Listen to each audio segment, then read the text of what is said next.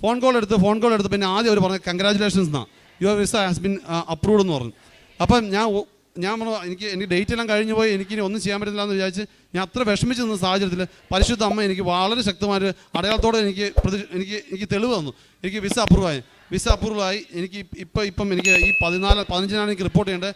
14 തീയതി ഞാൻ പോവുകയാണ്. 14 തീയതി എനിക്ക് ബാംഗ്ലൂരിൽ നിന്ന് ഫ്ലൈറ്റാണ്. അപ്പം എനിക്കിന്ന് വിസ അക്സെപ്റ്റഡ് ആയി. എൻ്റെ ബ്രദർ ഇന്ന് കളക്ട് ചെയ്തു അത്. അപ്പം പരിശുദ്ധ അമ്മ എനിക്ക് ഒത്തിരി വലിയ അനുഗ്രഹമായിട്ടാണ് തന്നത്. അതിനുശേഷം എനിക്ക് ടിക്കറ്റ് കിട്ടുന്നില്ലായിരുന്നു. ടിക്കറ്റിൻ്റെ ഒരു പ്രശ്നം ഉണ്ടായിരുന്നു. കാരണം ലാസ്റ്റ് സമയം ടിക്കറ്റിന് ഒന്നെങ്കിൽ ഹൈ ഫെയർ കാണിക്കുന്നുണ്ട്, എനിക്ക് കിട്ടുന്നുമില്ല.